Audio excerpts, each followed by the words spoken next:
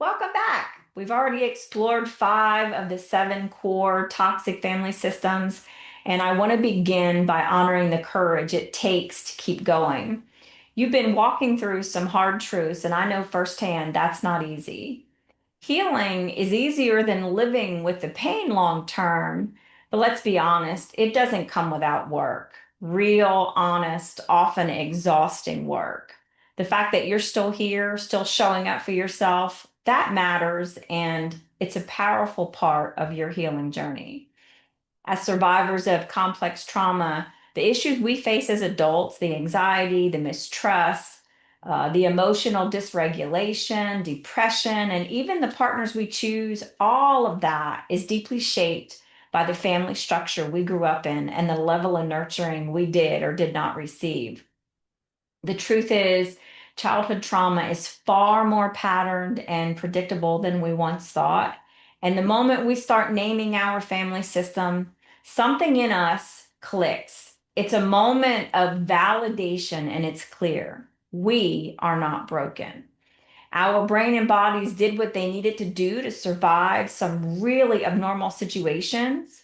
We were not the problem, our environment was. Our survival responses were appropriate for the environment we were in. In this final segment, we'll look at families marked by chaos, instability, and fear, and talk about how survivors can begin to find peace, grounding, and a deeper sense of safety within themselves. If we haven't yet met, I'm Carrie McKenna Reese. I'm a trauma survivor, a certified trauma recovery coach, and a complex trauma educator. I help survivors untangle the wounds of their past so they can finally come home to themselves with safety in their body, truth in their voice, and peace in their spirit. If you're new to me or new to the channel, welcome. Feel free to engage with the content. I invite you to subscribe and join the Trauma Well tribe if you feel these videos are helpful for your healing. If you want to be notified the moment new content is released, you can select the red bell on this video and choose to get updates by email or text. To all of my current subscribers, the Trauma Well tribe, you are the heartbeat of this space, and I love you. So let's finish the 7 types of toxic family system series by taking a deep look at number 6, the unstable family. In this house, therapy wasn't on the calendar, emotional triage was. The children grow up in the middle of constant unpredictability, surrounded by emotional, volatile parents who are reactive, unregulated, and completely ungrounded. Chaos wasn't the exception, it was the entire atmosphere. The parents themselves were highly chaotic. The home felt unsafe. In homes like this, chaos isn't circumstantial, it's often systematic, and in many cases, it's generational. Addiction, abandonment, emotional whiplash, these weren't rare exceptions. They were the wallpaper of the home, ever present, woven into the backdrop of daily life. The adults in this system cycle through chaos, fighting, disappearing, coming back. The system, it breathes in conflict and exhales confusion. There is no sense of healthy structure. The environment is ruled by extremes, frequent moves, explosive breakups and reconciliations, long stretches of financial hardship or outright poverty. Survival becomes the focus, not stability. There are no consistent rhythms, just constant disruption. The adults are often emotionally consumed, tangled in affairs, lost in addiction, or so reactive that the entire home feels like a war zone. Mom's having an affair, dad stays gone for days on end. The level of unpredictability these children live with, it's great. It could also be a military-based home where frequent relocation prevented stability. The constant upheaval, it disrupts the child's developmental foundation emotionally, mentally, and relationally. Just as soon as they got used to a new home, a new school, new friends. It's all ripped away and no comfort is given. There was no one there to help them understand and regulate between one overwhelming moment and the next. And the mindset becomes, what's the point in getting comfortable, making friends, building a life when I'm forced to move on?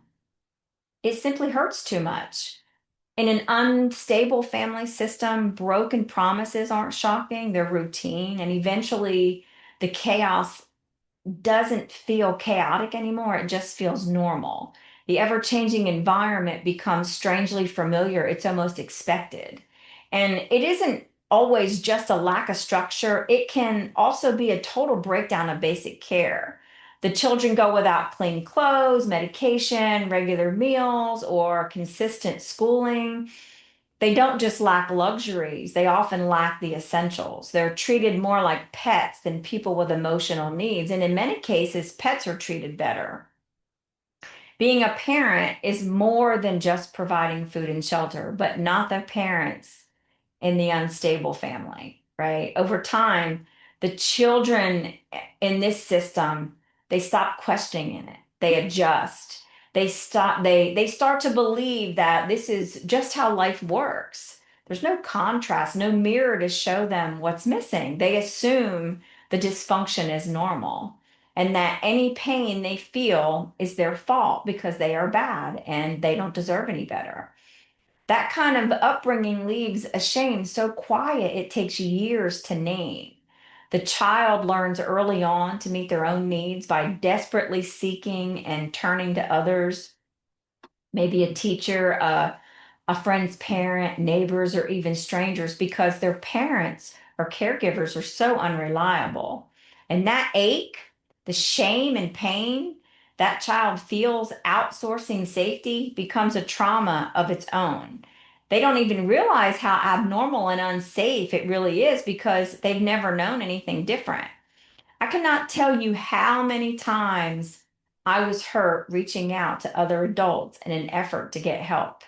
This is one of the reasons why sexual abuse survivors are abused by so many. There is This is what makes childhood neglect so dangerous. Not just the absence of care, but what that absence forces the child to do in order to survive it. That child is resourceful. They reach out, they seek love because their nervous system is starving for it. And that vulnerability, the longing to be seen, held, and cared for, becomes a target by unsafe people. When a child's emotional needs are not met by their parents or caretakers, they feel empty inside. And a child that feels empty inside is vulnerable to predators because we are born with a deep inherent need for connection. A child raised in chaos, they adapt, I mean, but they also fracture, right? They disassociate to survive. They were never taught how to regulate between storms. No one helped them slow down, breathe, or make sense of it all. To survive, they emotionally disconnect from their bodies and they live in their heads to cope. That that detachment, it becomes their sanctuary until adulthood, at which time it becomes a barrier to connection, intimacy, and presence. Their ability to pendulate, to move easily between one sensation, feeling, or thought to another was interfered with. It was disrupted. As adults, they are hyper independent or chronically anxious, and sometimes even both. They mistake chaos for normalcy because it feels familiar, even safe. Stability feels like a setup to them. They often struggle with the basics of being an adult, finding a place to live, moving in, unpacking, getting settled, making a place they can comfortably relax and unwind. That kind of grounded presence is foreign to them. They never learned how to fully unpack physically or emotionally as a child. They might buy a house and sign a lease, but never truly move in and make it a home because deep down, they're waiting for the ball to drop. They're waiting for it to all fall apart. Some even struggle with addiction themselves. They crave stability but don't trust it. And for others, the shift is just as intense, but in the other direction. They become rigid, obsessive about control, routine, certainty. And for children passed between caregivers or placed in foster care, the rupture goes even deeper. You weren't just surviving chaos, you were surviving constant transition. New family, new faces, new rules, new expectations. just as the dust settled from the last storm, right? It's bonding with one family and abruptly being moved to the next. This creates a profound level of attachment trauma, often leading to struggles with trust, self worth, and emotional uh, permanence in relationships. When love and safety are always temporary, you don't just lose your footing, you lose your sense of place.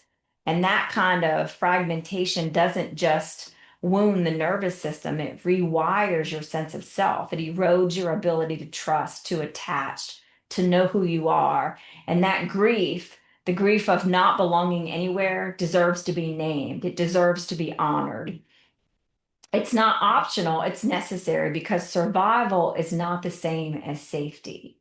While disassociation happens to all children in toxic family systems to some degree, it's especially true here.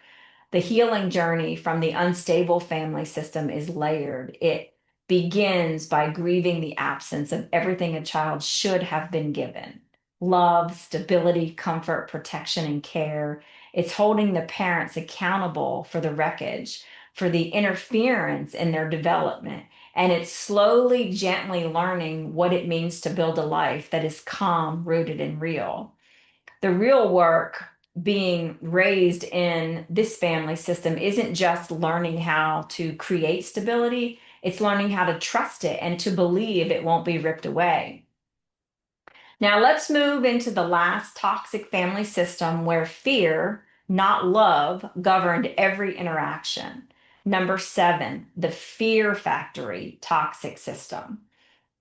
This is where one parent is explosive, violent, dominating the home through control, addiction, or emotional abuse. They hold the power: financial, psychological, emotional, while the other parent is passive, codependent, enabling, or emotionally paralyzed. They do not protect the child or leave. They collapse, remain silent, and stay for far too long. Often the quieter parent tries to hold the family together. They avoid conflict, stay in the relationship even when they're being mistreated, and they do their best to keep the peace. The child ends up taking care of this parent, comforting them, emotionally supporting them, and often siding with them because it feels like the safest place to attach, even if that safety is fragile and unstable. Meanwhile, the more dominant parent runs the show, controlling the money, the home, the emotional landscape of the household. The family has one unspoken job: manage the aggressor. Everyone's nervous system wires itself to anticipate the next outburst, while the codependent parent downplays the damage and rationalizes the chaos, while the children learn to decode the aggressor's moods, not just to survive, but to keep both parents afloat. The child becomes hyper attuned to danger. They scan the room, monitor every shift, anticipate every explosion. They do whatever it takes to keep the peace. This family system is full of fear, with one parent that's abusive and another that makes excuses, and the child here absorbs both. This system creates one of the most confusing emotional wounds to untangle because to the outside world, the passive parent often appears to be the victim. And in some ways, they are. But to the child, that passivity becomes a second betrayal, a softer form of abandonment. The parent who doesn't protect becomes an indirect source of harm. Love in this family system is tension, power, and emotional negotiation. Loyalty in this system isn't love, it's emotional hostage taking. And this becomes the child's unconscious blueprint for connection. As adults, children from this system often carry intense, unresolved rage, deep mistrust, and a quiet desperation to feel safe in relationships. They may reenact toxic patterns, have confusion around accountability, or feel magically drawn to familiar chaos. These patterns echo. Some survivors become hyper codependent, over functioning, over apologizing, over responsible. Others repeat what they witnessed, choosing controlling or unsafe partners. Beneath it all lies a deep, tangled grief, not just for what was done, but for what was allowed. for the parent who didn't stop it, didn't name it, didn't leave. In trauma recovery, this wound often leads not only to the parent who caused the harm, but more so to the passive codependent parent, the one who didn't protect. And that realization can feel like a betrayal all over again. Clients often have to do deep work around that relationship, grappling with the betrayal of being unprotected and realizing just how deeply that parent's passivity impacted them. That leaves a wound all its own. And let me add this, holding our parents accountable isn't betrayal, it's self respect. It's how we stop carrying the weight of their denial. It's how we stop protecting their image, especially when doing so has cost us our own truth. Holding them accountable is how we love ourselves. Just because fear shaped your past doesn't mean it has to define your future. You get to reclaim what love means. You get to choose peace over pattern, and you're allowed to write the ending to your own story. So let's talk about how to start that process. Now, if you're sitting here thinking, well, this explains my entire dating history, my imposter syndrome, and why I flinch every time someone says we need to talk. This is great awareness moving forward to heal. So, how do you find peace, grounding, in a deeper sense of safety within yourself? Start by writing down the system you most resonate with. Chances are you'll see yourself in more than one. That's okay. It's not a sign you're broken. It's actually not unusual. It's a sign you're finally seeing your story clearly. Trauma is layered, and many of us were raised in blended dysfunction. These systems overlap and echo through different seasons of our upbringing. Naming them will give you a lens to better understand what you experienced. And that clarity, that understanding, that is where the healing begins. Now, after you name your system, when you are ready, take it a step further and get specific about what went on. For example, maybe your siblings took their pain out on you, or you had a step sibling living in the house who crossed every line that could be crossed. Maybe one year you lived with your mom, the next you lived with your grandmother.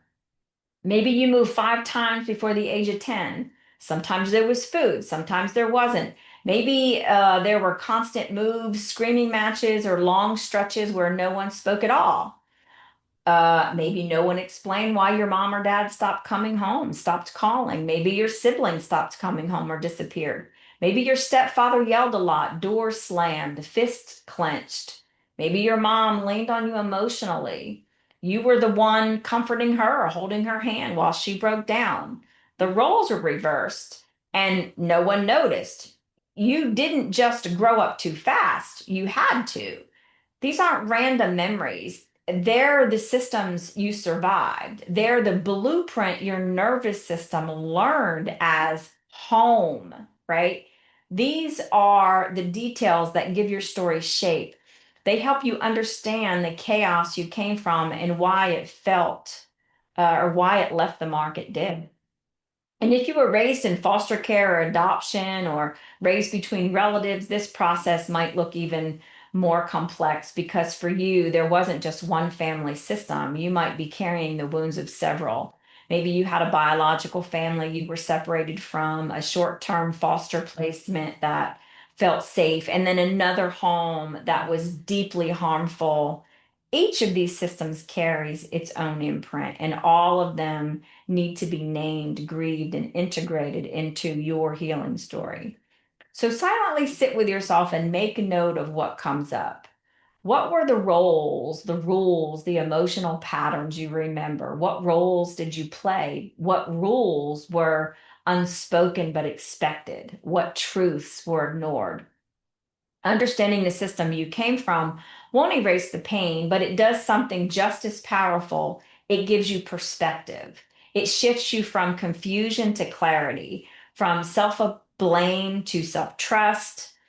Healing isn't about fixing what's broken in you, right? It's about connecting with your authentic self, with who you were before the roles, the silence, and the survival. It's about finding your way back to you, the person you were never allowed to be.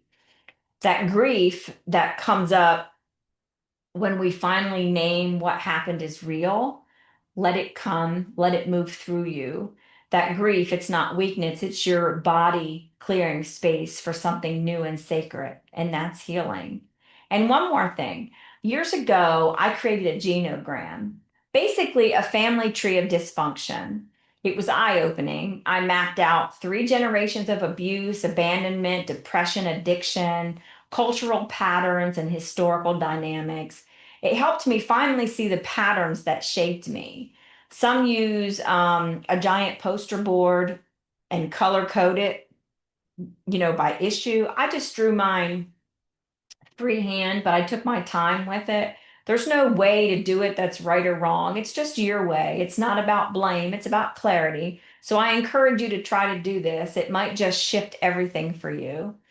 If this video brought you clarity, relief, or even just language for what you've lived, share it with someone else who might need it too. You never know who's waiting for this kind of validation.